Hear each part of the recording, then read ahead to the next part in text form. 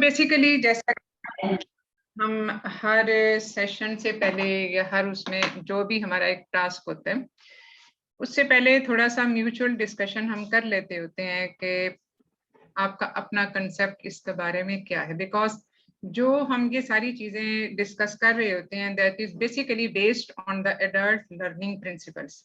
उसका मतलब ये होता है कि जैसे जस्ट लाइक किड्स आपने बिल्कुल जीरो लेवल से सब इंफॉर्मेशन देनी होती है, लेकिन आप लोगों के लेवल पे जब आप पार्ट 2 एग्जाम में अपेयर हो रहे हैं तो उसके लेवल पे बहुत सारे आप लोगों में से हैं जो कि इस टीचिंग प्रोसेस से भी गुजरे होंगे कि आप लोगों ने अपने जूनियर्स को टीच करना होता है, हाउस ऑफिसर्स को टीच करना होता है, and at some time you have to coordinate the teaching of the final year students by your senior professor या assistant associate जो भी।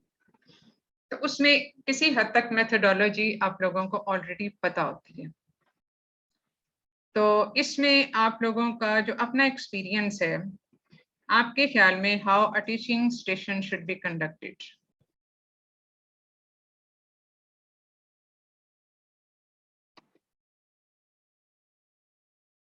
जी, आप लोग अपने आइडियाज बहुत फ्रैंकली डिस्कस कर सकते हैं, ये तो हमारा फोरम है ही म्यूचुअल डिस्कशन वाला, इसमें कोई ऐसी हेजिटेशन वाली बात नहीं है।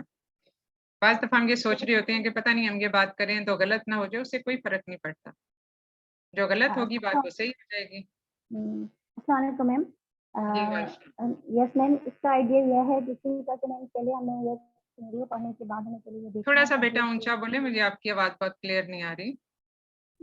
यस मैम, मैम इसमें टीचिंग में पहले हमें ये होता है कि हमें उनको जो है कंफर्म करना होता है कि पेशेंट जो है हमारे पास जो भी हाउस ऑफिसर है या पीजीज हैं या जो भी हमारे पास टीचिंग के लिए आई है स्टूडेंट, तो उनसे ये पूछना होता है कि उसको लेवल ऑफ अंडरस्टैंडिंग कितनी है इस चीज के बारे में, and why they want to जी जी, आपकी आवाज इंटरप्ट हो गई। जी जी बताइए। वो कितना जानती है हमें वो इसमें उनसे यही असेस करना होता है कि वो ये क्यों चाहती हैं, कि वो इस स्किल में क्यों इंटरेस्टेड हैं। कोई भी मैम स्किल जैसे इंस्ट्रूमेंट ले रही है या मैम पेस्ट्री सिखाना है या खाना है, तो वो कितना जानती है वो पहले हमें मैसेज करना थोड़ा होता है। सा मैविश बेटा, आपकी आवाज जो है ना वो थोड़ी सी रेजोनेट कर रही है, थोड़ा सा बहुत क्लियर वॉइस नहीं है, फिर आप थोड़ा आहिस्ता आहिस्ता बोलिए ताकि हमें समझ आ जाए। मैम सिग्नल इशू है इसलिए आवाज आपको नहीं आ रही है। मैम इसमें यह है कि पहले हमें ये असेस करना होता है कि जो भी हमारे पास स्टूडेंट है या पीजी है या हाउस ऑफिसर है वो कितना खुद जानती है कि उसे मैम उसके जो भी वो सीखना चाह रही है उसको कितना आता है, ठीक है, and why they want to interest in this topic. Ma'am then we will proceed and ask के प्रोसीड के जो है हमें किस तरीके का परफॉर्म करना है, कि हमें उसको एजेंडा स्ट्रक्चर बताना होता है कि जो है मैं आपको आज क्या सिखाने जा रही हूँ या मैं आपको क्या बताने जा रही हूँ, what are indications of this topic, what are the complications of this topic, and why they want and what are the safety points to इसमें बेसिकली जो बेसिकली जो अंडरलाइन मैसेज इसमें जो आपका जो मुझे समझ आया वो ये कि just to know the deficiencies of the candidate, ठीक है, कि उसमें उसका ऑलरेडी प्रायर नॉलेज क्या है और उसके डेफिशिएंट एरियाज क्या हैं जो आपने आइडेंटिफाई करने होते हैं, ठीक है, क्योंकि आप उस पर ज्यादा फिर फोकस करोगे, ठीक है। और कोई चीज? और मैडम वो एक्चुअली किस चीज के बारे में, उस टॉपिक में किस चीज के बारे में पढ़ना चाह रहे हैं, और मैम इससे फिर हमें स्किल मैम परफॉर्म भी करवानी होगी उसका, कि वो मुझे बताए कि किस तरीके से मैंने सिखाया है, then she will perform after me. ठीक है। और it is very important to build up a rapport before proceeding for any teaching session. सबसे पहले आप उस rather than junior to senior आप उसके साथ rapport build up करें और उसको confidence मिले, then discuss and encourage the कि वो जो है जो rapport building कैसी होती है? आप उसके साथ गपशप लगाएंगे? No, rapport building is like how because all the time you have to keep the time bound station कि ये आपके पास सिर्फ 10 मिनट हैं, ये 10 मिनट में आपने जो करना है सो करना है, ठीक है, चलें, ठीक है, I agree with this. Rapport building है, आपने उसके साथ मतलब जाहिर है इंट्रोडक्शन तो म्यूचुअल इंट्रोडक्शन तो होना जरूरी है। और then discussion of the session detail के क्या कंसर्न है, उसका लेवल ऑफ नॉलेज क्या है सारा, और मे बी आप उसको ब्रीच ले भी सिखा रहे हैं and the junior doesn't even know कि एब्डोमिनल एग्जामिनेशन कैसे करते हैं। And throughout session you have to keep the junior interactive, कि वो ये नहीं कि लेक्चर डिलीवर कर दें आप, रादर देन इंटरेक्टिव होना चाहिए कि हाँ वो आपके साथ है, उसको समझ भी आ रही है या नहीं आ रही है। एंड इन दी एंड फिर फीडबैक का भी होता है, एंड फीडबैक होना चाहिए। एक अच्छे टीचर को हमेशा फीडबैक के लिए ओपन होना चाहिए। एंड देन अगर वो हेल्प चाहे तो वो वी कैन से कि हम अगेन एक सेशन या हेल्प के लिए कोई अरेंज कर सकते हैं, and you are available any time. Basically ये जो टीचिंग स्टेशंस हैं, आप लोगों को टीचिंग स्टेशंस का कभी एक्सपीरियंस है, कभी उस पर प्रैक्टिस किया है? हैंड्स ऑन प्रैक्टिस ये तो है जो आपका एक नॉलेज है, जो मुझे कन्वे हो गया कि आप लोगों की इंफॉर्मेशन इसके बारे में ये है, और ज्यादातर आपकी ये इंफॉर्मेशन ठीक ही है।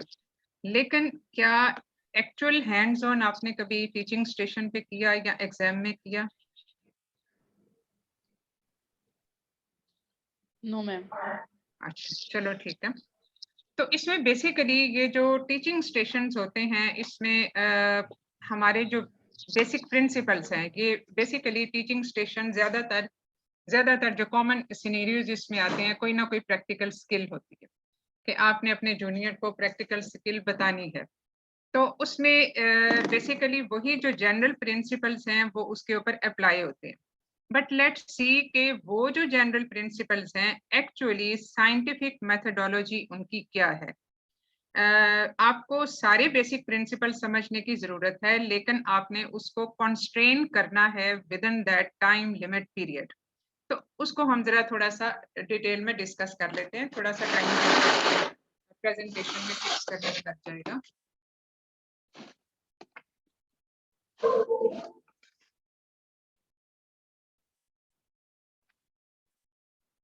नाम क्या है प्रेजेंटेशन? Teaching skills.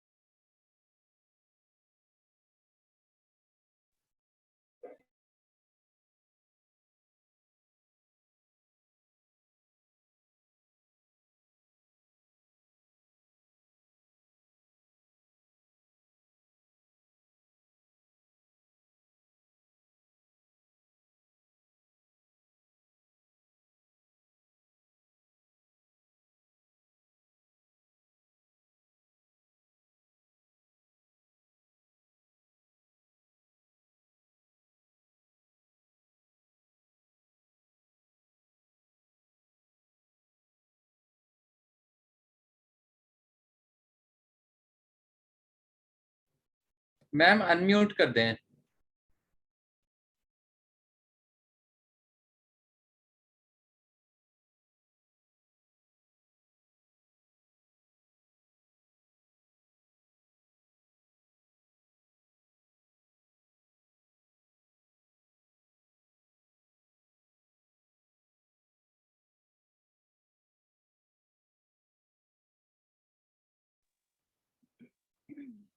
आवाज नहीं आ रही।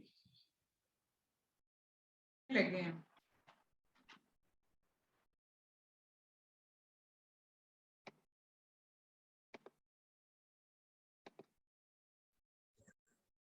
इतनी प्यारी शक्ल है, ऐसा ऐसे क्यों आप समझती हैं? कौन पागल का बच्चा आपको कहता है?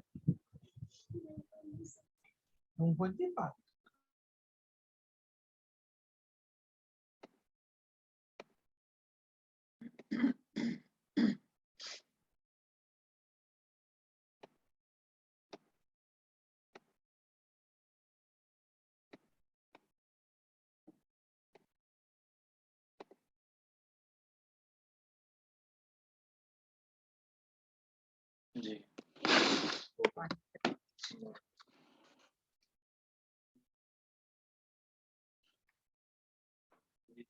अच्छा, अब आ रही है आवाज सबको? जी, सबको Yes, आवाज ma'am. आ रही है? Yes, हाँ, yes. ठीक है, ठीक है। तो बेसिकली जो इस स्टेशन पे असेस करने का मकसद होता है, because you are not only the clinician, you have to be a teacher. क्योंकि एक जो हम प्रोफेशनलिज्म की बात करते हैं या गुड गवर्नेंस की बात करते हैं, एवरी डॉक्टर जो क्लिनिशियन भी होता है, क्लिनिशियन हो या नॉन क्लिनिशियन, उसकी नॉन क्लिनिकल स्पेशलिटी हो, every doctor is a teacher in himself और herself. They have to train. अगर कोई ऐसा सेटअप नहीं है कि जिसमें वो जूनियर डॉक्टर्स या उसको ट्रेन करना हो, तो at least you have to train your paramedics. क्योंकि जहां तक स्किल स्टेशन का ताल्लुक है, कोई भी प्रैक्टिकल स्किल्स जो होती है, जिसमें बहुत जो कॉमन स्किल्स जो असेस की जाती हैं, और जिसमें सबसे ज्यादा ऑब्स्टेट्रिक इमरजेंसी हो सकती है, ब्रीच डिलीवरी है, शोल्डर डिस्टोशिया है, इंस्ट्रूमेंटेड डिलीवरी में तो फिर आपके पास कुछ ना कुछ टाइम होता है। तो उसमें you always need the help of paramedics as well, सिर्फ आपके जूनियर स्टाफ की नहीं। तो कोई भी, अब ये जो स्टेशन हो सकता है वो उसमें आइडेंटिफाई करके बता देंगे कि ये आपका है जूनियर, जिसको आपने अपने सिखाना है, ये वाली स्किल सिखानी है। तो उस स्टेशन पे जो आपकी जो जनरली जो आपकी चीज असेस होती है, वो 3 चीजों के ऊपर बेस करती है। नॉलेज है, आपकी एक्चुअल प्रैक्टिकल स्किल है, और आपके एटीट्यूड्स भी हैं। और एटीट्यूड्स मीन जो कम्युनिकेशन या आपके जो गेस्चर, ये सब चीजें एटीट्यूड में आ जाती हैं, और वो सिर्फ स्किल स्टेशंस पे ही ज्यादा असेस हो सकती है। और इसमें जो बाकी हमने जिन डोमेन्स की बात हम करते रहे हैं इन द क्लिनिकल केसेस के, जिसमें इंफॉर्मेशन गैदरिंग और कम्युनिकेशन है, communication with the different groups, जिसमें पेशेंट, फैमिली और आ जाते हैं, और इसके अलावा फिर पेशेंट सेफ्टी और वो इसके ऊपर भी अप्लाई होता है, इक्वली अप्लाई होता है। तो ये सारी चीजें असेस की जाती हैं इस स्टेशन पे। तो ये आपने चीज अपने जहन में रखनी है। So this is a pyramid, जो कि आपकी एक स्किल स्टेशन के ऊपर जो होती है। मेनली आपका जो स्टेशन होता है वो होता है स्किल से रिलेटेड है, but this knowledge and the attitudes had been merged into the skill demonstration. यानी आपका ख्याल है कि अब हम सिर्फ स्किल्स को बता रहे होते हैं, यानी एक चीज हमने डेमोन्स्ट्रेट करके उसको सिखानी है, पढ़ानी है, बतानी है। लेकिन उस वक्त आपका जो एक नॉलेज है, नॉलेज के बगैर तो आप स्किल नहीं बता सकते, क्योंकि आपने हर स्टेप को बाज़ दफा जस्टिफाई करना होता है, उसके बारे में एक बेसिक इंट्रोडक्शन देनी होती है, बहुत सारी चीजें होती हैं जो उस स्किल से रिलेटेड आपने प्रायर इंट्रोडक्शन में बतानी है। तो वो स्किल उसके बगैर नहीं हो सकती। एक मिनट बेटा, जरा जी प्रिया, अगर अर्जेंट नहीं है तो मुझे 11 बजे फोन कर। हाँ ठीक है, बाद में। तो स्किल्स के साथ नॉलेज और एटीट्यूड जो है वो उसका एक हिस्सा होता है। अब व्हाट इज बीइंग असेस्ड, ये जो अभी हमने बात की कि इंफॉर्मेशन गैदरिंग में क्या चीजें आती हैं, ये सारा जो स्टूडेंट की बैकग्राउंड है, जिसमें आप सब लोगों को ये अवेयरनेस है भी कि जो स्टूडेंट्स का आपने लेवल देखना होता है कि वो क्या है, उसका प्रायर नॉलेज क्या है, क्या उसने कभी ये जो स्किल आप सिखाने जा रहे हो कभी उसने देखी या खुद की परफॉर्म की या नहीं की। क्योंकि उसमें फिर हमें पता चलेगा कि उसमें अगर एक्चुअली उसने देखी है तो उसमें क्या हुआ, तो उसका उसका लेवल हमने देखना होता है। और फिर कम्युनिकेशन, जो यूजुअली जो स्किल स्टेशंस होते हैं, जो हमने एक एक्चुअल प्रैक्टिकल स्किल बतानी होती है, उसमें कुलीग्स के साथ कम्युनिकेशन असेस होती है। But sometimes with the patient, if you are at a station, practical skill station, जिसमें आपने पेशेंट के साथ इंटरेक्ट करना है, और पेशेंट इसमें रियल पेशेंट्स तो नहीं होते, इसमें जो है वो सिमुलेटेड पेशेंट्स होंगे, या बाद दफा ऐसा भी हो सकता है कि जो एग्जामिनर है वो खुद से ही आपके कुलीग या पेशेंट के लिए रोल प्ले कर लेंगे, या role player as it is भी हो सकते हैं। तो उनके साथ आपने कम्युनिकेट कैसे करना है, ये स्टेप टू स्टेप होगा, जिसमें इंट्रोडक्शन भी आ जाती है, और उसके बाद जब आप डेमोन्स्ट्रेट कर रहे होते हो स्किल, जिसके अपने कुछ स्टेप्स हैं, उसके अपने जो है वो चेक लिस्ट होती है कि उसके मुताबिक आपने उसको बताना होता है। तो वहां पे भी आपका अपने उस जूनियर कुलीग के साथ, जिसको आप पढ़ाने जा रहे हो, उसके साथ जो है वो इंटरेक्ट करना होता है time to time, because these stations are always has to be always an interactive station. फिर पेशेंट सेफ्टी इशू से रिलेटेड वही सब चीजें आ जाती हैं जो कॉम्प्लिकेशन हो सकती हैं, उसकी मैटरनल कॉम्प्लिकेशन, और अगर ये कोई ऐसा प्रोसीजर है जो डिलीवरी से रिलेटेड है तो उसमें फीटल कॉम्प्लिकेशन वाली भी चीजें इक्वली इंक्लूडेड होंगी। और अप्लाइड क्लिनिकल नॉलेज, ये वो सारे 4 डोमेन्स हैं जो हमने क्लिनिकल सिनेरियोज में भी हम डिस्कस करते रहे हैं पहले। और हर स्टेप का, यानी जो बेसिकली जो आप स्टार्ट करते हो ना, इंट्रोडक्शन और वो सारी चीजें जो आपने बैकग्राउंड बतानी होती है उस स्किल की, उस सारे में जो है वो एविडेंस बेस्ड चीजें आ जाती हैं। और इसके अलावा जिस तरीके से आप उस सिनेरियो को मैनेज कर रहे होते हैं वो भी डेफिनेटली एविडेंस बेस्ड मेडिसिन के ऊपर बेस किया जाता है, और उसमें जो फीडबैक वाली सारी चीजें। अब किस तरह की स्किल्स आपको आ सकती हैं? कम्युनिकेशन स्किल, कोई आईयूडी होगी, आपने पेशेंट के साथ, उसके रिलेटिव्स के साथ जो है वो कम्युनिकेट करना है। Then comes the physical examination, abdominal examination, though it's of not that level for the part 2 exams, या कोई और इस तरह की एग्जामिनेशन स्किल आपको आ सकती है। Procedural skill are the most common types of skills to be tested, जिसमें आपसे कोई जो है इंस्ट्रूमेंटल डिलीवरी है, फॉर ब्रीच डिलीवरी है, शोल्डर डिस्चार्ज है, जो बहुत कॉमन बेसिकली, या कोई मैटरनल रिससिटेशन का है, या पेशेंट को पीपीएच हो गया, अब आपने उसको कैसे प्रोसीड करना है, ये सब चीजें रीजनिंग जहां पे आपने जस्टिफाई करना होता है। तो सबसे पहले आप अपने स्टेशन की इंस्ट्रक्शंस को अंडरस्टैंड करें, क्योंकि बेसिकली हम अगर फर्ज किया हमने सिर्फ क्वेश्चन ये पढ़ा है कि शोल्डर डिस्ट्रोशिया को एक्सप्लेन करें, लेकिन उससे पहले उसके बाद क्या है, ये इंस्ट्रक्शन को पढ़ने के लिए अमूमन 2 मिनट का टाइम होता है, जनरली जो होता है, हो सकता है आप 1 मिनट में ही समझ लो। What you are expected to teach and whom you are going to teach, यानी ये वही बात है जो कि हमने उसका लेवल देखना है। ये ऑडियंस, जैसे आप कहीं पे कहीं अगर प्रेजेंटेशन दे रहे हो तो हमेशा ये देखा जाता है कि आपके ऑडियंस की टाइप क्या है, ऑडियंस के लेवल के हिसाब से आप लैंग्वेज, टर्मिनोलॉजी, या उसका जो टेक्स्ट या कंटेंट ऑफ दैट प्रेजेंटेशन है वो हमेशा उसके हिसाब से होती है, आपकी जो प्रेजेंटेशन स्टाइल है उसके हिसाब से होता है। तो हमेशा अंडरस्टैंड करें उसको जो इंस्ट्रक्शन जो आपको दी गई है उससे स्किल स्टेशन के ऊपर। तो उसके बाद जब आप ये क्वेश्चन पढ़ लेते हो कि ये आपने एक स्किल स्टार्ट करनी है, आपने स्किल पढ़ानी है, तो ये इसमें हु एम आई टीचिंग, आपके सामने कोई हाउस ऑफिसर है, कोई मेडिकल स्टूडेंट है, या आपका एक जूनियर रेजिडेंट है। Suppose you are an year 4 resident और आपके साथ जो है वो ईयर 2 रेजिडेंट है, और उसको आपने बताना है कि शोल्डर डिस्ट्रोशिया कैसे आप मैनेज करते हो। हम शोल्डर डिस्ट्रोशिया की एक इजी एग्जांपल हम इसको साथ लेके चलते हैं, क्योंकि उसमें टाइम टू टाइम कैसे करना है, अदरवाइज स्किल तो बहुत सारी है। व्हाट एम आई टीचिंग, मैंने पढ़ाना क्या है इसको, what I am suppose to teach that person, how will I teach it, यहाँ पे मेथोडोलॉजी आ जाती है, पूरी मेथोडोलॉजी जो कि टीचिंग प्रिंसिपल्स के ऊपर बेस करती है। How will I know if the students understand, ये वो वाला कंपोनेंट है जो अमूमन बाईपास कर दिया जाता है, यहाँ पे फीडबैक का रोल आ जाता है।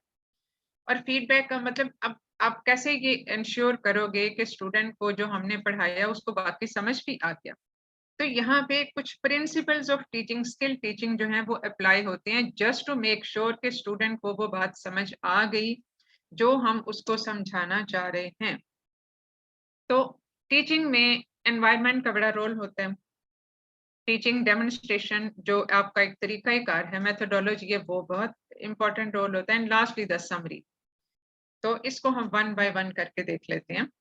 एनवायरनमेंट में जो है वो आपका एक ऑप्टिमम एनवायरनमेंट होना चाहिए। ऑप्टिमम एनवायरनमेंट का मतलब ये है उसकी लाइटिंग, उसका टेम्परेचर कंट्रोल होना चाहिए, नॉट टू क्राउडेड, क्योंकि आप जब स्किल डेमोन्स्ट्रेशन करते हैं, प्रैक्टिकल स्किल, क्योंकि डिपेंड करता है ना कि आपका ग्रुप ऑफ जो है वो सिर्फ एक सिंगल बंदा है या कोई ग्रुप ऑफ डॉक्टर्स है। क्योंकि जब आप स्मॉल ग्रुप टीचिंग में भी आप जब किसी को कोई स्किल सिखा रहे होते हैं तो उनका नंबर मैक्सिमम भी जो है वो 15 से ज्यादा नहीं होना चाहिए, इवन 15 भी बहुत ज्यादा समझा जाता है। Ideal group size is 8 to 10, क्योंकि जितने ज्यादा लोग होते हैं आपका उनके साथ इंटरेक्ट करना, उनको समझाना, हैंड्स ऑन स्किल करवाना with in a time constant limit वो मुश्किल हो जाता है।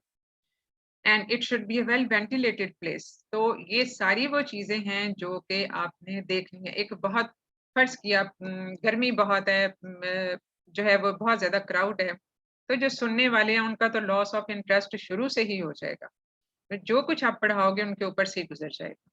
तो ये एनवायरनमेंट का कंड्यूसिव होना, एनवायरनमेंट का कंफर्टेबल होना बहुत जरूरी होता है।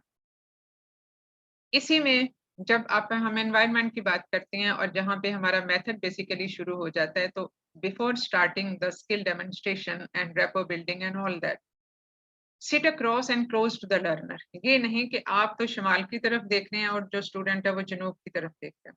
सो you have to sit face to face. इसमें आपने थोड़ा सा उसको बहुत ज्यादा डिस्टेंस भी ना हो कि जहां आपकी बात उसको समझ ना आए, क्योंकि जब आप एग्जाम सिनेरियो में होते हो तो आपने बहुत लाउड बोलना भी नहीं होता, क्योंकि उससे बाकी स्टेशन वाले डिस्टर्ब हो रहे होते हैं।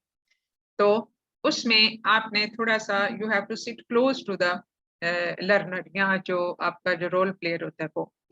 Let the learner या role player to touch the mannequins. They should be allowed to do it. सिर्फ ये नहीं कि mannequins आपके हाथ में ही हो मुस्तकिल, और आपने उसको अपने हाथ से जो है वो टेबल पे रखा ही नहीं, और उस स्टूडेंट को जिसको आप पढ़ा रहे हो वो सिर्फ जुबानी कलामी बात हो रही है। It should be an hands on practice. तब ही आप प्रैक्टिकल स्किल उसको बता सकते हैं, उसको भी उसका मौका पूरा देना चाहिए। Learners need to be active participant. Active participant होते हैं जो ना सिर्फ सुन रहे होते हैं बल्कि वो एक्चुअली उसमें हिस्सा भी ले रहे होते हैं, बोल भी रहे होते हैं, चीजों को टच भी कर रहे होते हैं, क्वेश्चन भी कर रहे होते हैं।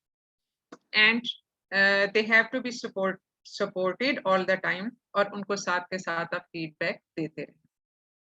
तो इसमें जब आप अपनी जो करते हैं शुरू, उसमें after the rapport building with, जिसमें आप अपना नाम बताते हैं, नाम पूछते हैं, ये सारा कुछ ये रेपो बिल्डिंग में ही आ जाता है, इससे ज्यादा तो आपके पास टाइम भी नहीं होता। तो फिर आप बेसिकली जो आपने इंट्रोडक्शन करनी होती है, जब आप देखें, जब आप लेक्चर भी एक बड़ी क्लास में दे रहे होते हैं तो आप ठक से अपना लेक्चर शुरू नहीं कर लेते। आप ये नहीं करते कि मैं आज ये वाला लेक्चर देने जा रही हूँ। First of all you have to draw, basically आपने उनकी अटेंशन ड्रॉ करनी है अपनी तरफ। और ये अटेंशन कैसे ड्रॉ करोगे? Just to make the, after making the introduction interesting, यानी आप उससे टॉपिक की आप इम्पोर्टेंस बताते हैं, या आप उसको किसी ना किसी एक्सपीरियंस के साथ ओपन अप करते हैं, या आप उसको किसी सिनेरियो के साथ आप उनको कोई क्वेश्चन देते हैं कि अच्छा ये इस केस में ये ऐसा था, क्या था।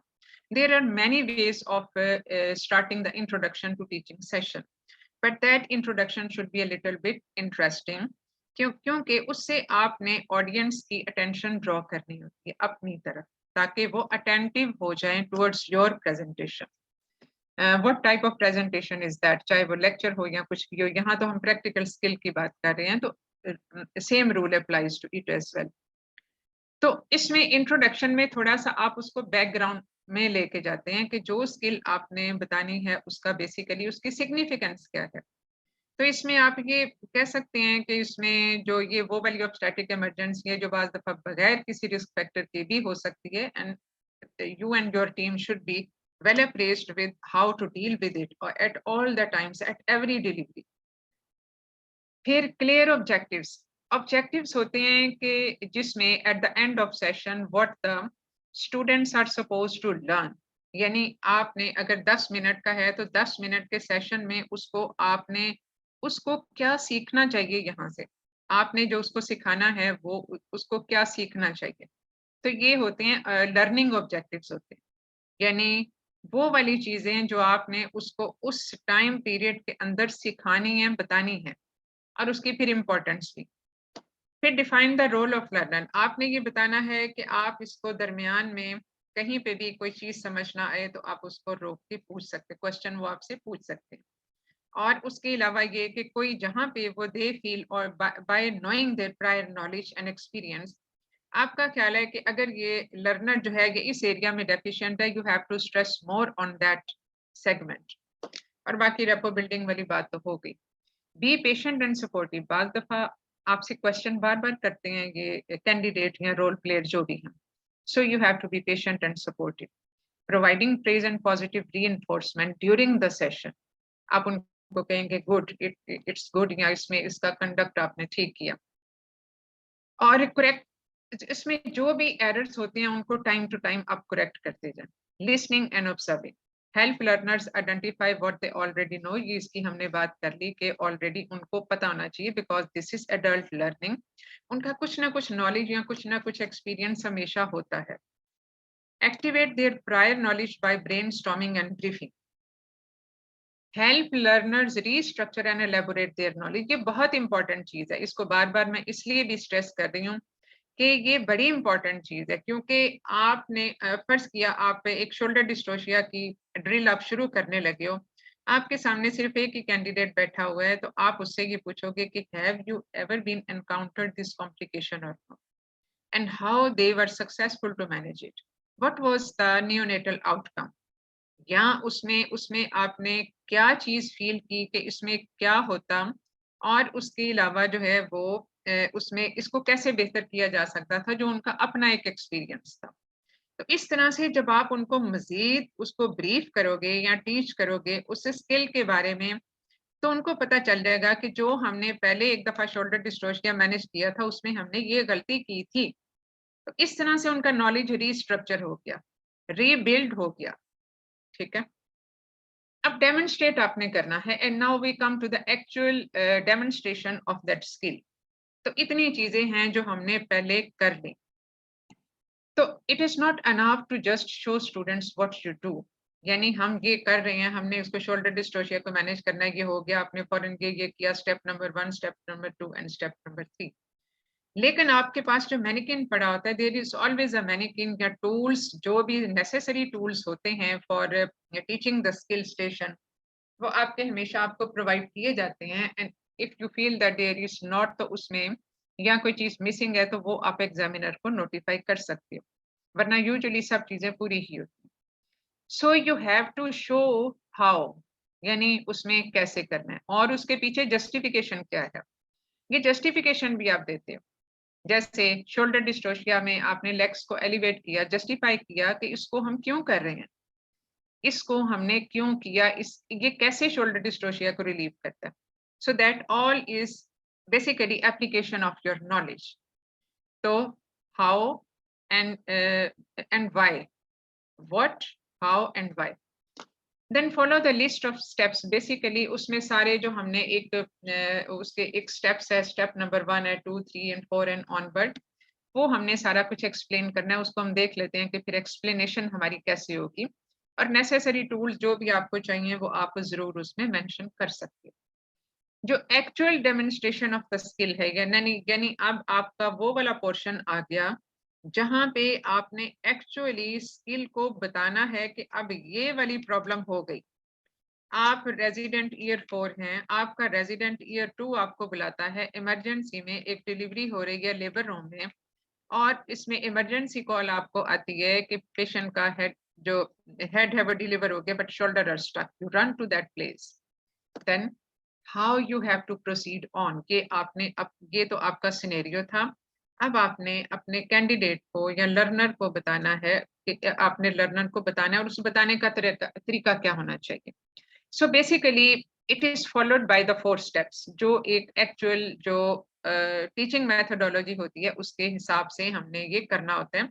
और ये इसलिए इसको हम इस हिसाब से करते हैं, just to make sure that the student has learn what you want her to learn, want him और हर टू लर्न, यानी आप जो मैसेज या जो स्किल आप उसको कन्वे करना चाह रहे हो, पढ़ाना चाह रहे हो, वो एज इट इज, जिस तरीके से आप बताना चाह रहे हो वो उस तक पहुंच गई, उसने वो रजिस्टर कर ली, उसने वो सीख ली। तो इसमें पहला स्टेप होता है डेमोन्स्ट्रेशन, यानी आपने एक डेमोन्स्ट्रेशन, रैपिड सी डेमोन्स्ट्रेशन दे दी एक नॉर्मल स्पीड पे जैसे हम कर रहे होते हैं, और उसमें आके इस तरह से ये हुआ और ये हमने कर लिया। अमूमन ये स्टेप जो है वो कैंडिडेट्स बाईपास कर देते हैं, लेकिन बाज़ दफ़ा आप एक चीज़ को नॉर्मली वर्बली भी बता सकते हैं कि इसको मैंने डेमोन्स्ट्रेशन जो है वो इसको पहले खुद से करके बतानी है। Then you break to that demonstration into different parts, यानी आपने बाकी सारी चीजें तो पहले कर ली। अब इसमें जो आपने डिफरेंट पार्ट्स हैं, जैसे हम शोल्डर डिस्ट्रोशिया को ही लेते हैं, उसमें डिफरेंट पार्ट्स ये होंगे कि इनिशियली जो आपका इमीडिएट मैन्यूवर है वो क्या होगा, आपने उसमें जो निमोनिक्स के हिसाब से वो करना है। अब इसमें एक चीज ये याद रखें कि अब जो है वो almost all the supervisors and many of the candidates are also trained according to the also जो इनका वो है वो वर्कशॉप है उसके हिसाब से ट्रेंड है, and that is a very ideal methodology। उसमें ये यूज इस तरह से होती है कि we take help of the mnemonics। mnemonics वो चीज होते हैं a certain order of the alphabets, जिसके हिसाब से हम स्किल को रिमेम्बर करते हैं, हमें याद रहती है कि ये स्टेप जो ए है वो हमने पहले पूछना है what is meant by A, what is meant by B, what is meant by C and D and onward. वो वाली चीजें क्या हमने कर ली, तो उसमें safety of the practice is ensured, क्योंकि आप जब निमोनिक के हिसाब से चलते हो तो आपका कोई स्टेप उसमें बाईपास नहीं होता। वरना अगर वैसे आपको हो तो आपने हो सकता है ब्लैडर एम्प्टी करने का ख्याल भी ना किया हो, और उसके अलावा हो सकता है आपने ये शोल्डर डिस्ट्रोशिया को मैं फिर दोबारा से एग्जांपल दूंगी कि हो सकता है कि आपने उसमें जो है वो हेल्प के लिए नहीं किया हो, एकदम से वो हो गया और आप इतने पैनिक हो गए कि आपने हेल्प के लिए कॉल नहीं किया। while for the adequate management of shoulder dystocia you definitely need extra help। वो हेल्प किस किस सूरत में होती है वो फिर वो हम बाद में डिस्कस कर लेंगे। तो डेमोन्स्ट्रेशन के बाद आपने डीकंस्ट्रक्ट किया उसी स्किल डेमोन्स्ट्रेशन को into the different simple steps. ये कैंडिडेट को या लर्नर को उसको समझाने के लिए ये एक चीज की जाती है, यानी उसको ब्रेक किया जाता है इनटू डिफरेंट सिंपल स्टेप्स ताकि उसको रिटेन रह जाए वो चीज, और हर स्टेप को हम अलग-अलग से फिर डिस्क्राइब कर रहे होते हैं। अब इसमें ये सवाल हो सकता है कि क्या ये इतना टाइम पीरियड हमारे पास स्टेशन पे होता है। अब इसमें बेसिकली थोड़ा सा इसमें प्रैक्टिस भी करने की जरूरत होती है, क्योंकि क्विकली जब आप इसको करते हो, जब आपने एक ओवरऑल आपने पहले बता दिया कि ये इस तरह से है, फिर आपने उसको ब्रेकअप करके बता दिया, तो I don't think it takes more than 5 minutes. फिर आपने फॉर्मुलेट किया। अब यहाँ तक जो डेमोन्स्ट्रेशन और डीकंस्ट्रक्शन है that is all by the candidate herself, यानी जो इंस्ट्रक्टर है, अब इंस्ट्रक्टर और कैंडिडेट एक ही चीज है और लर्नर और जो है वो एक चीज होगा, यानी जिसके ऊपर जिसको आप समझा रहे हो। फॉर्मुलेशन का मतलब ये है कि अब जो है वो दोबारा से वो स्किल डेमोन्स्ट्रेट की गई, जबकि लर्नर जो है वो आपको स्टेप सारे बता रहा है कि ये इसमें करना है। फिर स्टूडेंट ने खुद परफॉर्म किया और उसने सारे स्टेप भी डिस्क्राइब किए, that is the end stage. और उससे फिर आपको अंदाजा होता है कि now the students have learn adequately. तो ये वो 4 स्टेप्स होते हैं according to the teaching methodology जो स्किल स्टेशंस में किए जाते हैं। इसको हम इस तरह से भी कर सकते हैं, आप इसको इस तरह से भी याद रख सकते हो, whole, part, whole, approach. Whole का मतलब पूरे का पूरा प्रोसीजर जो कैंडिडेट है या जो ट्रेनर है उसने खुद किया। पार्ट, ट्रेनर ने दोबारा उसको ब्रेकअप करके डिफरेंट प्रोसीजर उसके स्टेप्स बताए खुद से। होल, उसके बाद दोबारा से वो पूरा प्रोसीजर जो है वो स्टूडेंट ने या जो लर्नर है वो उसने बताया और सॉरी इसमें जो ट्रेनर है उसने किया और स्टूडेंट ने बताया। और आखिर में जो है वो स्टूडेंट, अब ये जो थर्ड वाली चीज यहाँ पे जो है फॉर्मुलेशन एंड परफॉर्मेंस, ये दोनों चीजें जो हैं ये कैंडिडेट जो लर्नर है वो खुद भी कर सकता है, यानी वो वाला जो आपका स्टूडेंट होगा, यानी you will be trainer at that time और आपका स्टूडेंट वो है जिसको आप पढ़ा रहे हो। तो ये जो फॉर्मुलेशन और परफॉर्मेंस वाली चीज है इसको आप मर्ज कर सकते हो in the exam, so it will definitely finish in the 10 minutes time period. तो इसको हम ये कह सकते हैं कि इसको ये सारा जो है वो इसको जैसे हमने 3 हिस्सों में इसको मजीद सिंप्लीफाई कर दिया। Demonstrate the whole procedure from start to end by trainer. Isolate or break down the procedure or activity into parts and allow practice of the individual parts of the procedure by trainer. Demonstrate the, और इसमें intervene कर सकता है, ये जो second number वाला इसमें intervene कर सकता है learner भी. Demonstrate the whole procedure again and then allow the students to practice it from start to end.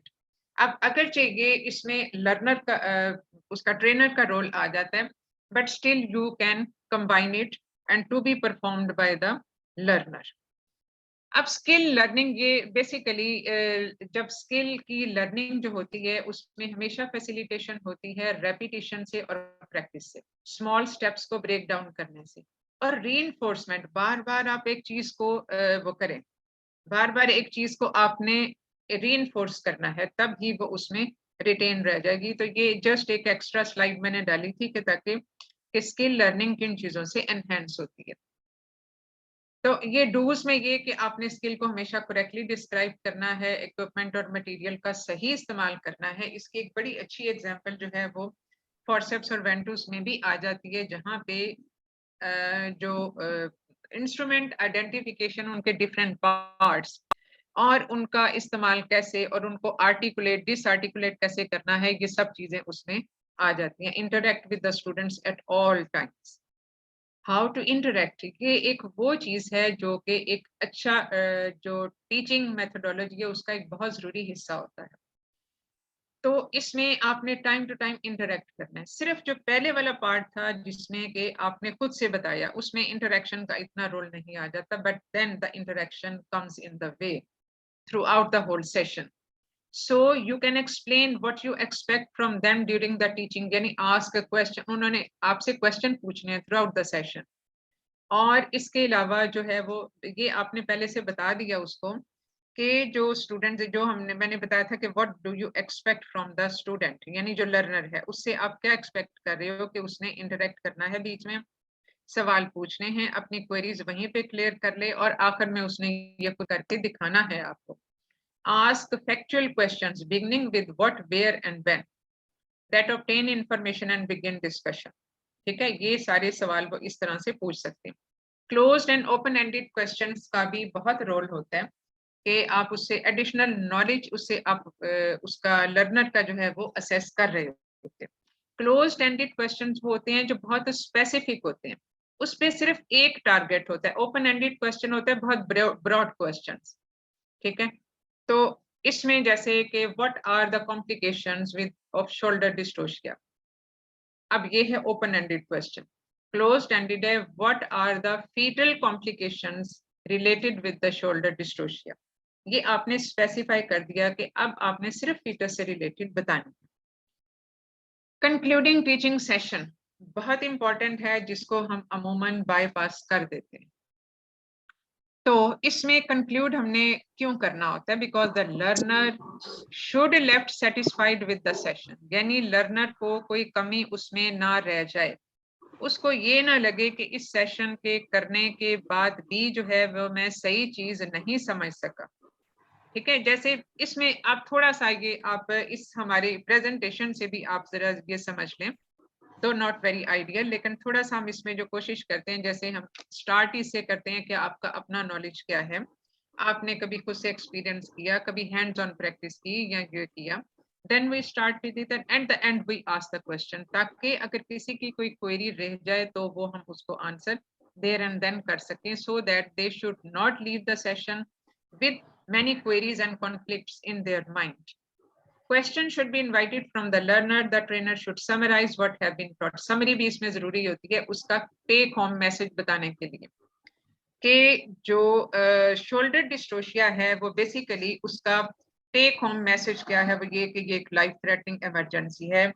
फिर इसमें हमें किन पेशेंट्स में ये एंटिसिपेट करना चाहिए. Anticipation is very important. Good size baby है, डायबिटिक पेशेंट की डिलीवरी हो रही है, उसमें हम एंटिसिपेट करते हैं. और इसके अलावा ये कि हमने इसको एक according to the set protocol हमने मैनेज करना होता है by the certain mnemonics. And उसके अलावा ये है कि ये सारी चीजें हैं जो कि इसकी समरी में आ जाएंगी. और हैंड्स ऑन प्रैक्टिस ये सबसे आखिर में, यानी जब आप अपना फिनिश करते हो सेशन, तो फिनिश सेशन करने के बाद आपने थोड़ा सा टाइम इसमें रखना है ये बताने के लिए, ये पूछने के लिए कैंडिडेट से लर्नर से, सॉरी, कि उसने अब स्किल आपको करके दिखानी है, तो ये इस तरह से जो है वो आपका कंप्लीट हो जाएगा। फीडबैक टू स्टूडेंट, जो कि time to time throughout the session चलता रहेगा। यानी अगर उसने फर्ज किया एक चीज आपको गलत बताई, आप बता रहे हैं लेकिन उसने गलत बता दी कि इसको हम ऐसे करेंगे, या आप उसमें टाइम पूछ भी सकते हो कि अच्छा ये शोल्डर डिस्टोशिया हो गया, अब इसमें सबसे पहले वाला स्टेप क्या होगा। तो इस तरह से आप, अगर वो गलत है तो उसको वहीं पे करेक्ट कर दें। Be encouraging, initially positive and ending positive. Avoid embarrassment and don't criticise. इस चीज से उनका लर्निंग जो है वो बिल्कुल नीचे जीरो आ जाएगा। बी स्पेसिफिक, यानी जनरल कमेंट्स नहीं होने चाहिए, आपने सिर्फ उन चीजों को पॉइंट आउट करना है जो उसने गलत की। Give student an opportunity to respond to the feedback, यानी जो फीडबैक आपने दिया हो सकता है उसके बारे में भी उसको सवाल हो कि मैंने तो ये मैक रॉबर्ट्स मैन्यूवर बिल्कुल ठीक किया था, तो इसमें क्या गलती थी जो आपने मुझे बताई है। Highlight any other aspects which could be improved and ask in what way less well performed task can be improved।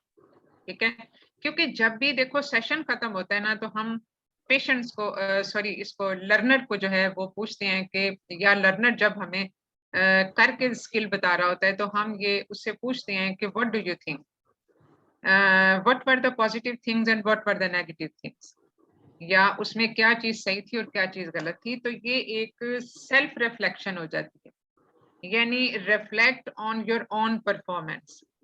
जो कैंडिडेट, जो लर्नर है, वो अपनी परफॉर्मेंस को खुद भी एनालाइज कर रहा होता है।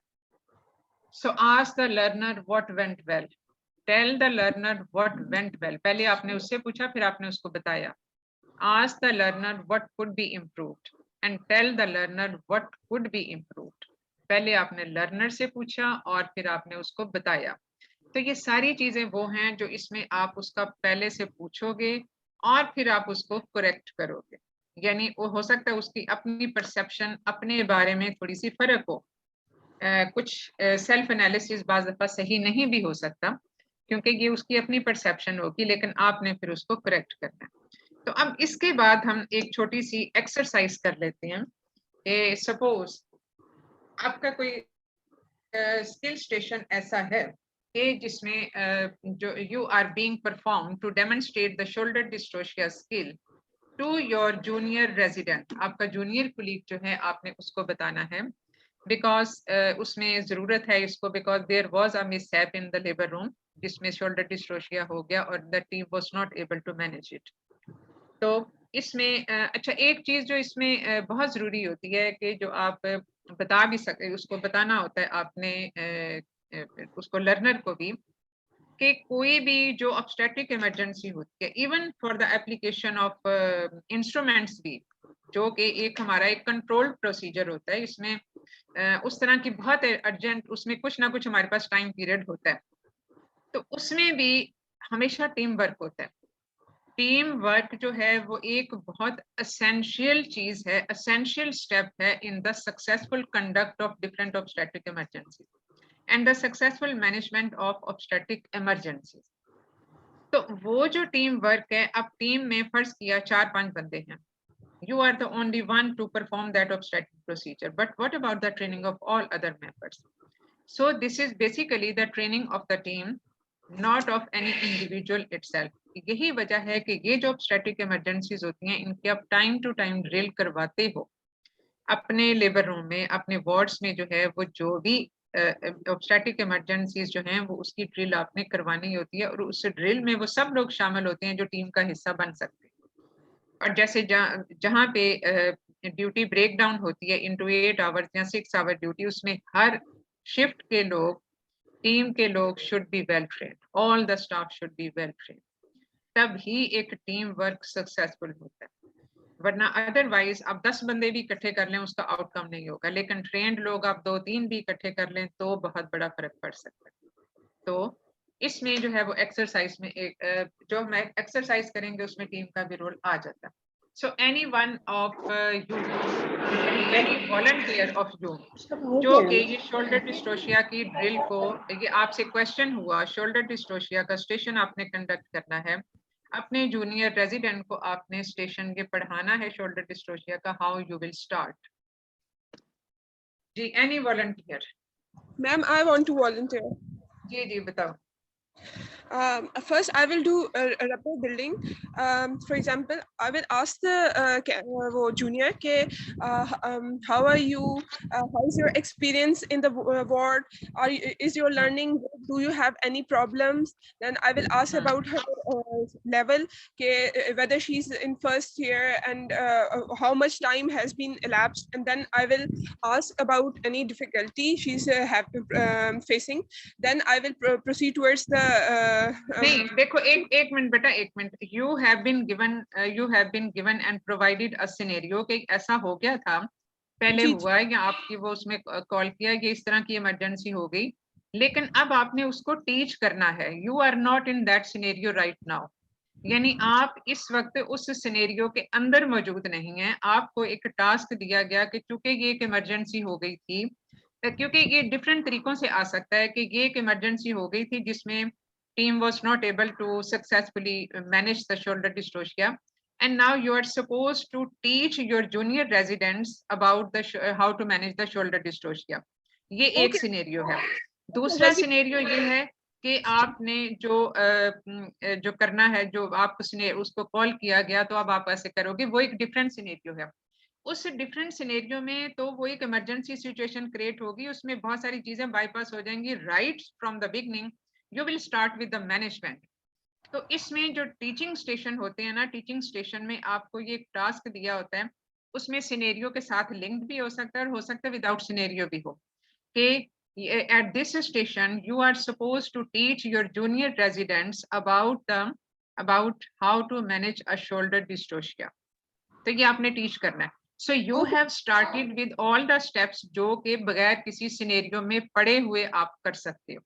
ठीक है ना. आपके सामने स्टेशन पे एक रोल प्लेयर बैठा हुआ है या लर्नर बैठा हुआ है, आपने अब उसको बताना है. रेपो बिल्डिंग वाली बात होगी, आपने उसका प्रायर नॉलेज असेस कर लिया, उसका एक्सपीरियंस उसने अपना आपके साथ शेयर कर लिया. तो अब आपने then you have to go for the further steps कि उसमें फिर क्या होगा. ये रेपो बिल्डिंग होगी. और yes, ma'am. इसके बाद Has she ever seen shoulder dystocia? And according to my knowledge, shoulder dystocia happened in the last emergency. So how you guys managed it? What was the outcome? After and I will ask her whether she has read any literature regarding shoulder dystocia, guidelines, etc. And then I will proceed with telling them how to manage shoulder dystocia. I will tell them that there are different risk factors of shoulder dystocia in any patient. First, before you assess the risk factors, for example, macrosomic baby, diabetes mellitus, and previous history of shoulder dystocia,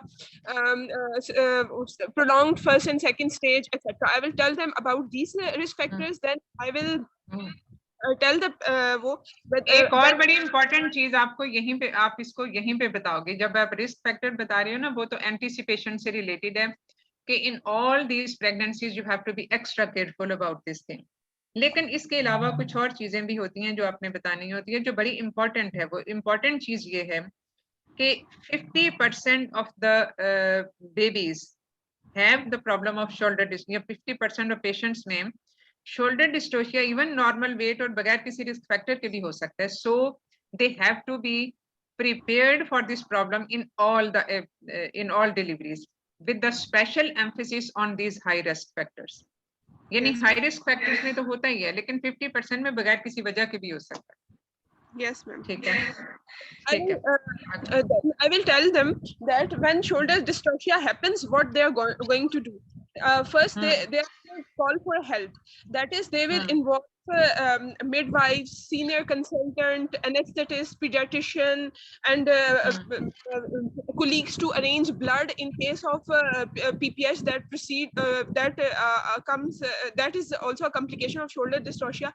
And a colleague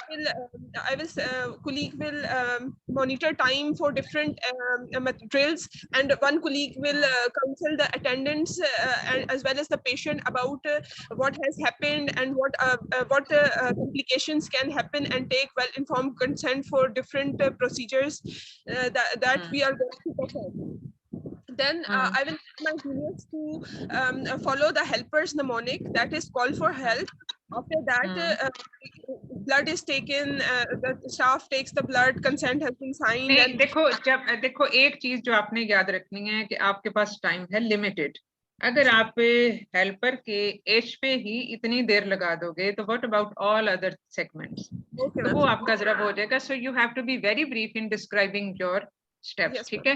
अब ये सारी चीजें जो है ना, ये आप मैनिकिन्स के साथ साथ कर रहे हो। Yes, आपका जो स्टूडेंट है ना, कि आपकी one sided delivery of information, मतलब इनिशियली जो हमने बताया था कि डेमोन्स्ट्रेट आपने एक्चुअली फटाफट करके बताना होता है, but describing these things side by side, ठीक है।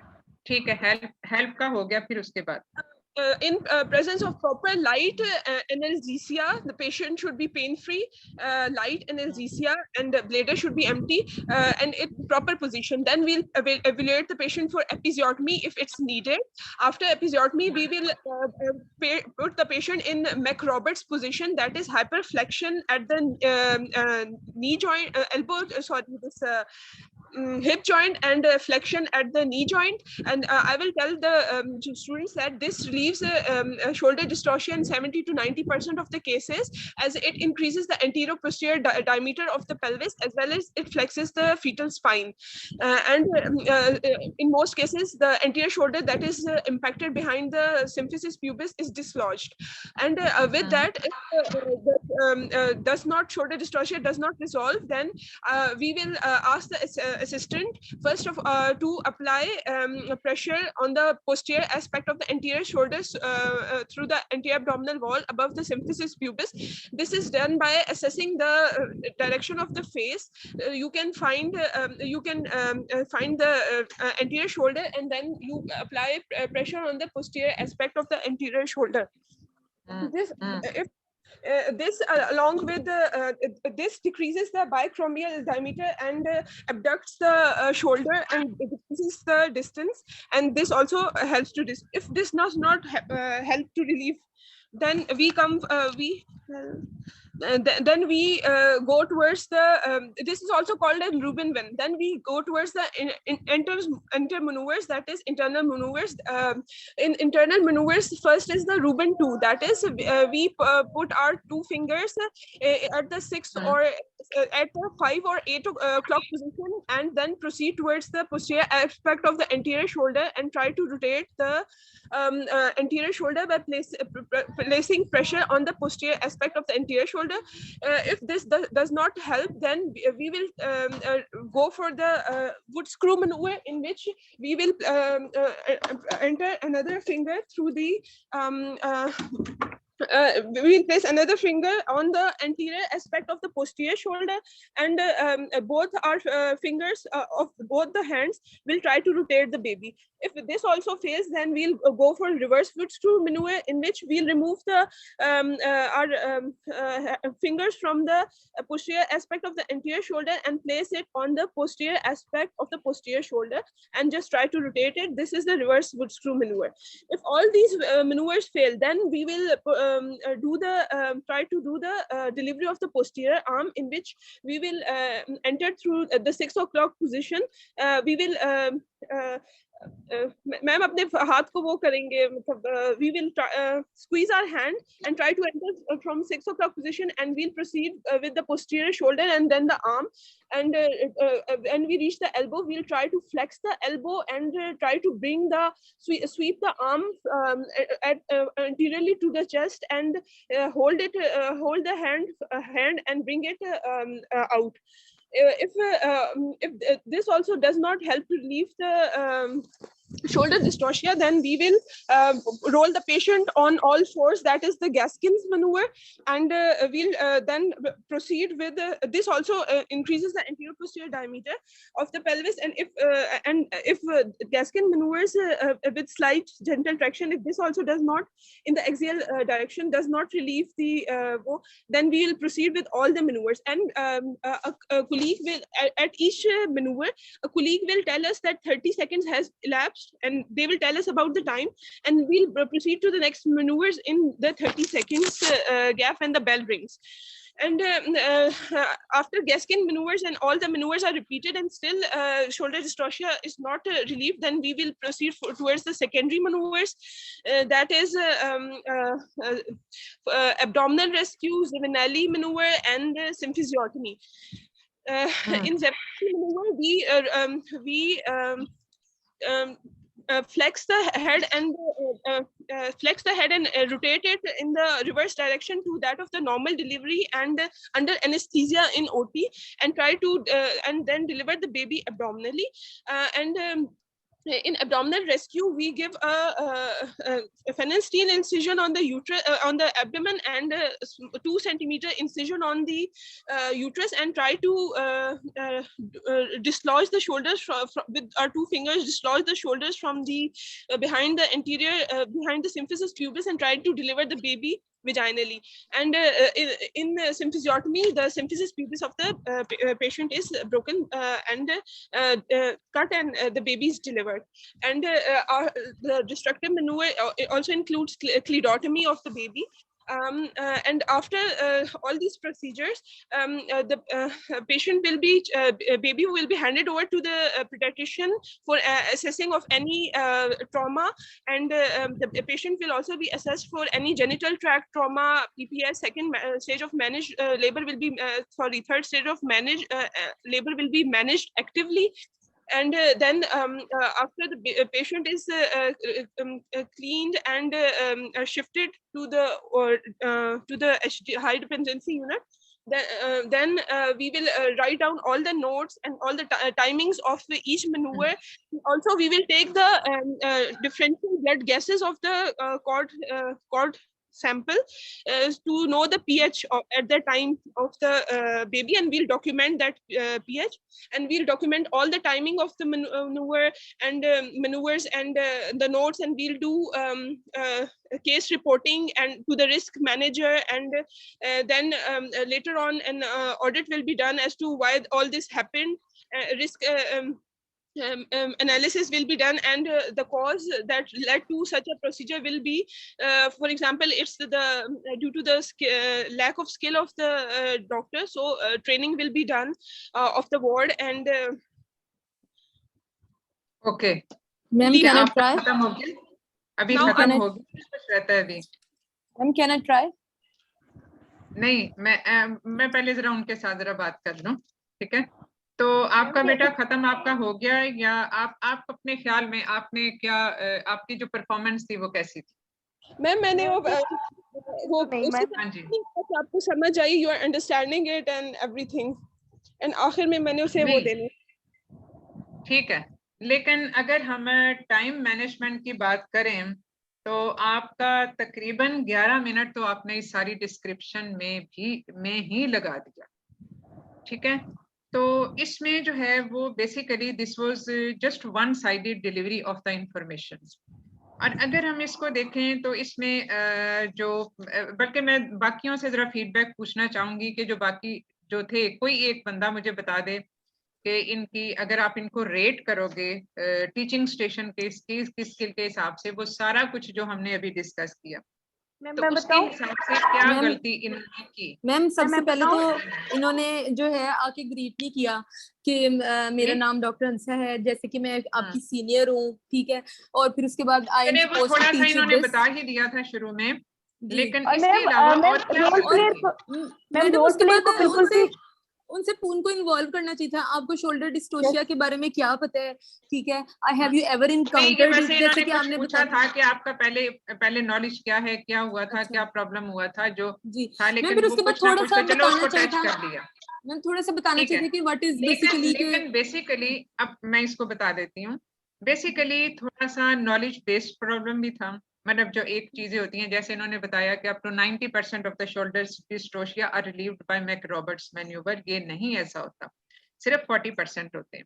तो चलो नॉलेज बेस्ड तो जो प्रॉब्लम है वो तो करेक्ट हो सकता है, लेकिन बात यह कि this was too lengthy and this was just one sided delivery of information, क्योंकि इसमें जो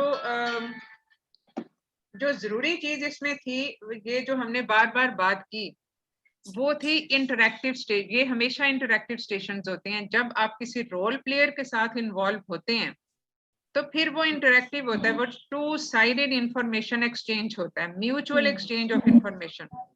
या कम से कम ये इसमें जो बड़ी जरूरी चीज थी वो था कि इसमें कैंडिडेट्स का फीडबैक और उसका हैंड्स ऑन। अब 11 मिनट अगर ट्रेनर ने खुद ही लगा दिए उसमें सारा करने में, तो जो लर्नर है उसका तो पता नहीं उसके ऊपर सर के ऊपर से गुजर गया होगा। एनीवे, इसी तरह से आप प्रैक्टिस करने से सीख सकते हो। तो इसको थोड़ा सा टाइम बाउंड करने की कोशिश करें। This was too much elaborated. अब हर स्टेप जो है ना उसको अब एब्डोमिनल सारा रेस्क्यू करने का और उसको निकालने का, बच्चा फिर हैंड्स ओवर ये वो सारा कुछ, ये सारी अननेसेसरी डिटेल्स थी। सेकेंडरी मैन्यूवर्स को इतना डिटेल में बताना मकसद नहीं होता, क्योंकि आपने प्राइमरीली उसको बताना है कि इसमें जो हेल्पर मेन्यू निमोनिक्स के हिसाब से how we have to go ahead. Help है, हेल्प में उसको पूरा 1 या 2 मिनट हेल्प को ही हमें डिस्क्रिप्शन में नहीं जाना चाहिए। You just need the help of a staff nurse, an anaesthetist, paediatrician and your colleague, simple as that. ठीक है, इसमें ब्लड श्लड और ये वो सारा, ये पीपीएच का केस थोड़ा ही है। पीपीएच अगर होने की प्रोबेबिलिटी है तो एटलीस्ट कुछ चीजें तो आपने पहले से प्रिपेयर की ही होती हैं। एक पेशेंट जो लेबरिंग जो आपके पास था उसका सारा कुछ ये आप पहले से प्रिपेयर करते हो। फिर उसमें बाकी चीजों की बहुत ज्यादा डिटेल डिस्क्रिप्शन थी, it has to be cut short. तो इसमें जो है वो आपने ये वाली डिटेल एक्स्ट्रा डिटेल थी जिसको आप अवॉइड करके कम से कम अपने 5 मिनट सेव कर सकते थे। फिर जब ये आपने बता दिया and you have to finish at the end of second hour, helper manoeuvre में जो सेकंड आवर है आपने उस पे जाके उसको फिनिश कर देना। एंड देन, और ये जो इन्होंने बताया जी ये था, ये सिर्फ वो डीकंस्ट्रक्शन वाला पार्ट था, यानी जहाँ पे जो ट्रेनर है वो उसको ब्रेक डाउन करके एक एक जो स्टेप है उसको बता रहा होता है, एक एक स्टेप उसको बता रहा होता है, लेकिन साथ ही लर्नर सीख रहा होता है, आप उसकी तरफ देख रहे होते हो, लर्नर सवाल भी कर रहा होता है, आपने लर्नर से भी पूछना होता है कि क्या ये चीज समझ में आ गई या ना आई, या इसका ये सारी चीजें हैं। फिर उसका आखिर में जो बहुत इंपॉर्टेंट पार्ट है वो ये है कि अब जो लर्नर है, लर्नर ने भी तो अपनी हैंड्स ऑन प्रैक्टिस करके बताना है, क्योंकि जहां पे आप उसको फिनिश करते हो वहां पे लर्नर की जो है वो हैंड्स ऑन प्रैक्टिस, यानी वो अब आपको करके बताएगा। Only then you it will make sure कि लर्नर ने वो सीख लिया जो आप उसको सिखाना चाह रहे थे। तो इसलिए जो है वो आपने उसको साथ साथ लेके चलना है, उस लर्नर को साथ साथ लेके चलना है, क्योंकि एक तो जाहिर है वो एक थोड़ा सा टाइम होने की वजह से, टाइम कम होने की वजह से एक पैनिक तो होना एक बात दफा कुदरती सी बात होती है, but still you have to organise yourself, be very precise and comprehensive, यानी आपने फालतू की डिटेल नहीं बतानी, इसको बार बार प्रैक्टिस करो ताकि ये 10 मिनट में ये वो सारे सेगमेंट जो हमने डिस्कस किए, जो कि, और रैपो बिल्डिंग में इतना टाइम लगाने की जरूरत नहीं होती, सिर्फ अपना नाम बताओ, उसका नाम पूछो बस। और ये कि इसको पहले क्या इसने कभी पढ़ा है, देखा है, या खुद प्रैक्टिस किया है या नहीं किया, तो उससे आपको पता चल जाएगा। तो उसमें आपको पता चलेगा कि इन्होंने जो पहले शोल्डर डिस्ट्रोशिया किए हुए हैं उसमें ये सक्सेसफुली मैनेज करती रही हैं या उसमें कोई प्रॉब्लम था, उसकी भी बहुत डिटेल में जाने की जरूरत नहीं होती, सिर्फ उस पर ये इंफॉर्मेशन लेना काफी होती है। And then you start with the actual procedure. और एक्चुअल प्रोसीजर में कि हमने ये हो गया है तो immediately we have to go according to the certain mnemonics just to make sure कि हमारा कोई स्टेप ऑफ मैनेजमेंट बाईपास ना हो। And every mnemonic, every step, every procedural step should not be prolonged for more than 30 seconds except for McRoberts maneuver. और इसमें जो चीज बहुत इंपॉर्टेंट होती है वो ये कि मैकरॉबर्ट्स मैन्यूवर बनने के बाद वो बाकी सारे जो स्टेप्स हैं आगे उनमें बना रहेगा। ऐसा नहीं है कि मैकरॉबर्ट मैन्यूवर आपने सिर्फ 1 टाइम बनाया और उसके बाद फिर से वो कर लिया, आपने बाकी सारे मैकरॉबर्ट के बाद जो बाकी सारे मैन्यूवर्स करने हैं वो मैकरॉबर्ट बने हुए के साथ ही करने हैं। एंड ये सारी चीज के बाद जब आपने ये सारा कुछ बता दिया, फिर आपने इसकी डॉक्यूमेंटेशन, बहुत जरूरी चीज है डॉक्यूमेंटेशन, आपने इसको फंडल प्रेशर नहीं देना। ये कुछ वो इम्पोर्टेंट चीजें हैं जो कि उस हेल्पर निमोनिक्स में नहीं आती, लेकिन उनकी बहुत इंपॉर्टेंट सिग्निफिकेंस है। नो फंडल प्रेशर, ये इतना इंपॉर्टेंट है कि आप उसको डॉक्यूमेंटेशन पे भी लिखते हो। तो ये सारी चीजें जो आपने बतानी होती है, और उसके बाद फिर आप उसमें उनसे ये पूछते आपने फिर उससे लर्नर से भी पूछना है कि अब आपको किसी पॉइंट पे कोई प्रॉब्लम हो तो आपको ज्यादा बेहतर ये तरीका होता है कि आप साथ के साथ पूछो कि ये चीज आपको समझ आ गई, अब हम आगे चलें, अब ये चीज समझ आ गई, इस तरह से करके, क्योंकि तभी ये इंटरैक्टिव होगा। और अगर ये इंटरैक्टिव नहीं है तो फिर वो हो सकता है उसका इंटरेस्ट ही ना हो सकता है वो आपका जो लर्नर है वो दाएं बाएं देख रहा हो। क्योंकि ये देखो, जब टीचिंग मेथोडोलॉजी की हम बात कर रहे होते हैं तो हमें स्टूडेंट सेंटर्ड होती है, ये टीचर सेंटर्ड नहीं होती। यानी टीचर ने अपनी ही इंफॉर्मेशन नहीं उसको बतानी होती, one way delivery of information कभी नहीं होता। तो इसमें हमेशा ये this should be student centred, learner centred, यानी लर्नर को आपने साथ के साथ लेके चलना है, उससे कुछ क्वेश्चन पूछें, फीडबैक सारा आपने उसको पहले से बता दिया था कि आप इसमें मुझसे कोई किसी भी वक्त कोई सवाल पूछ लो, आपसे भी मैं सवाल पूछ सकती हूँ। और ये जब साथ के साथ वो सवाल पूछेगी, गौर से वो देख रही होगी आपकी स्टूडेंट, तो उसको समझ भी आ रही होगी। अगर उसको कोई चीज समझ नहीं आई तो आपने उसको बताना है। तो इसके बाद फिर आपने उसे करवा के भी देखना है, करवा के देखने के लिए भी कम से कम आपके पास 2-3 मिनट जरूर होने चाहिए, मिनिमम 3 मिनट्स। ठीक है, तो ये जो चीज है ना, ये बतानी ये सारी चीजों को आपने एक ऑर्डर में याद रखना है। तो इस पूरी प्रेजेंटेशन में जो था वो सिर्फ आपका मतलब स्टेप्स वर ओके, मतलब जैसे हेल्पर मेन्यू उसके निमोनिक के हिसाब से वो ठीक है, but this is just your knowledge को आपने इंटेग्रेट करना है with the practical demonstration of the skill and your attitude कैसे होगा? By your communication skills. और कम्युनिकेशन स्किल का एक बहुत अहम हिस्सा होता है interaction with the student. Interaction के बगैर आपको नहीं पता कि उसके सर के ऊपर से सारी चीजें गुजर रही हैं। वो इस वक्त हो सकता है कि वो कुछ और सोच रही हो, आपकी लर्नर कुछ और सोच रही हो, कहीं और गुम है, तो आपने फिर क्या उसको पढ़ाया और क्या समझाया।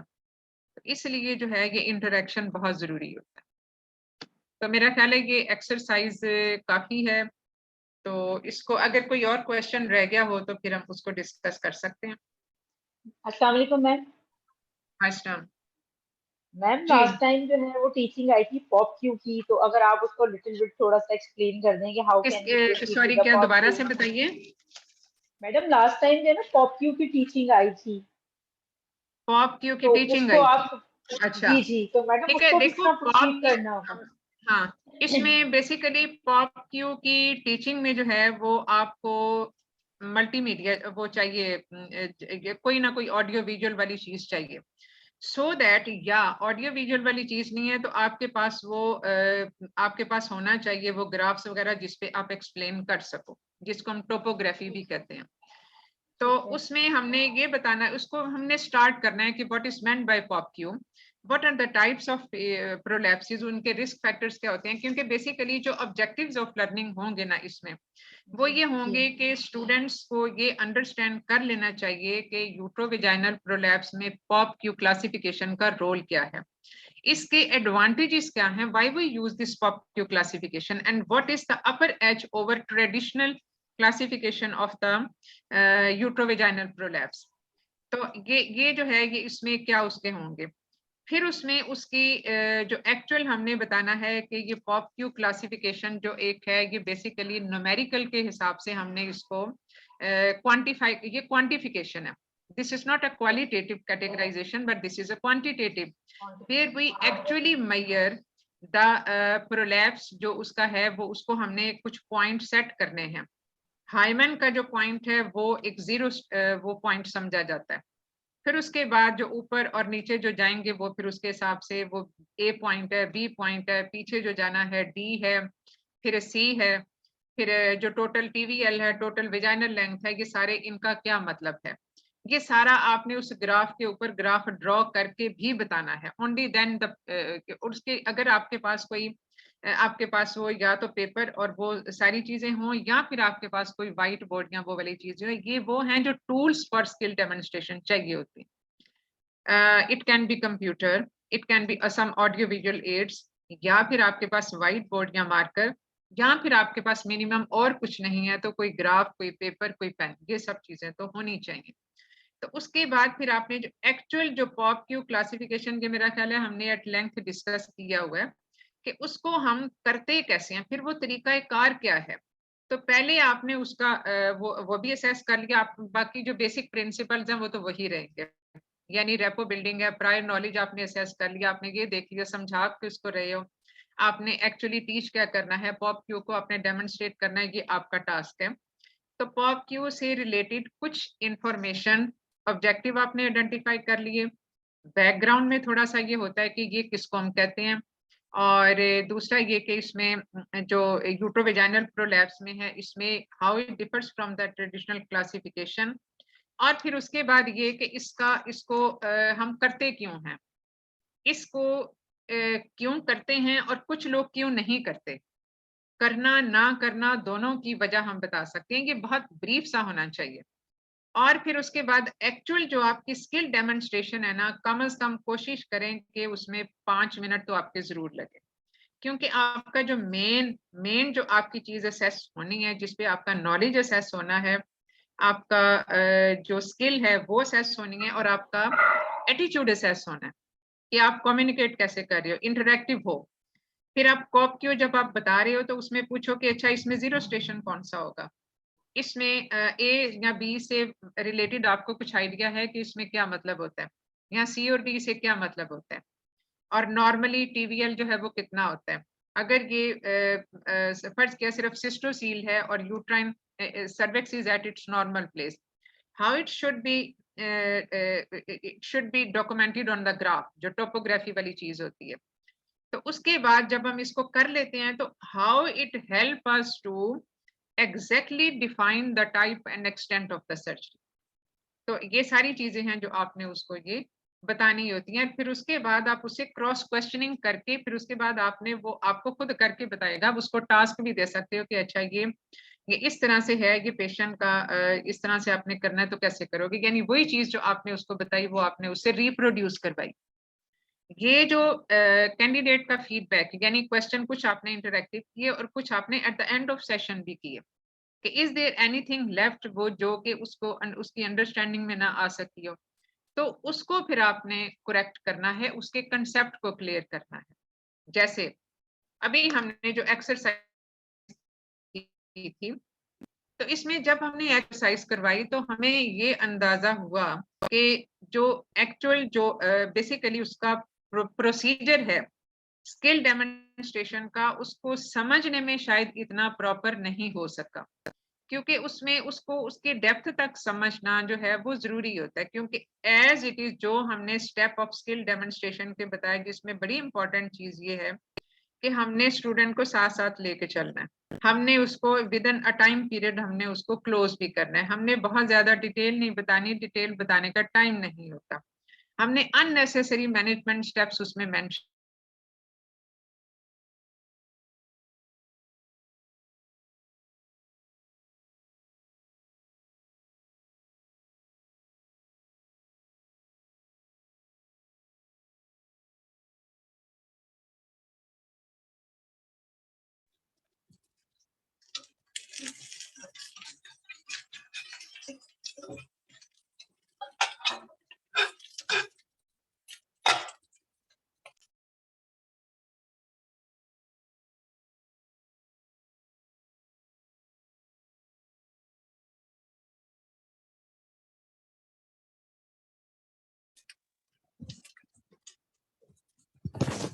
हेलो